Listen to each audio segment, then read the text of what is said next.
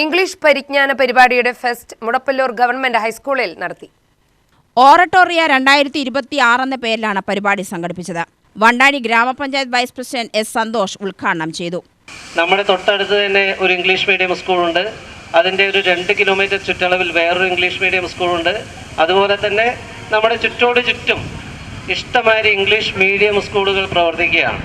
ആ English medium സ്കൂളിൽ പഠിക്കുന്ന കുട്ടികളെല്ലാം തന്നെ വളരെ അനായാസമായി ഇംഗ്ലീഷ് സംസാരിക്കുന്നു എന്ന് മനസ്സിലാക്കിക്കൊണ്ട് നമ്മുടെ എല്ലാ വീടുകളിലെയും കുട്ടികളെ അങ്ങോട്ട് പറഞ്ഞുവിടാൻ താല്പര്യപ്പെടുമ്പോൾ നമ്മുടെ ഗവൺമെൻറ് കോടിക്കണക്കിന് രൂപകൾ ചെലവഴിച്ചുകൊണ്ട് സ്മാർട്ട് ക്ലാസ് റൂമുകളും അതുപോലെ തന്നെ കുട്ടികൾക്ക് പഠിക്കാൻ ആവശ്യമായിട്ടുള്ള എല്ലാവിധ ആധുനിക സൗകര്യങ്ങളും ഏർപ്പെടുത്തിക്കൊണ്ട് ഇന്ന് മുന്നോട്ട് പോകുന്ന ഈ കാലഘട്ടത്തിൽ ELP എന്നുള്ള പേരിൽ ഒരു പരിപാടി കൂടി സംഘടിപ്പിച്ചുകൊണ്ട് നമ്മുടെ സംസ്ഥാന ഗവൺമെൻറ് നടപ്പിലാക്കുന്ന പല സ്കൂളുകളെയും തിരഞ്ഞെടുക്കുന്നതിൽ നിന്നും നമ്മുടെ വണ്ടാഴി ഗ്രാമപഞ്ചായത്തിലുള്ള ഒരു സ്കൂൾ GUP സ്കൂളിനെ തിരഞ്ഞെടുത്തതിൽ തന്നെ അഭിമാനം കൊള്ളാം.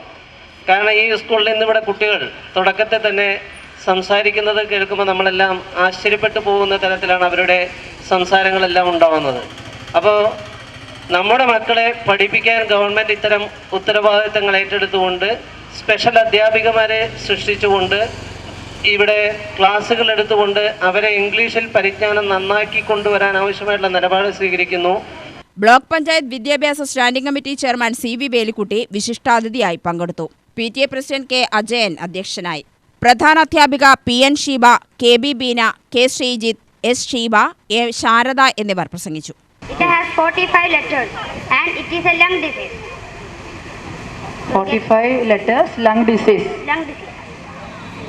Can anyone No, say? no idea.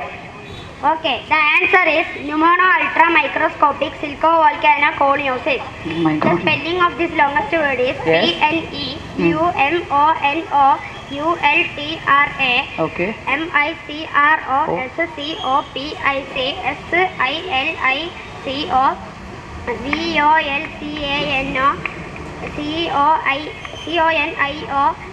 VOLCANOCONIOSIS. Okay, very good, very nice. UTV news Palakkad.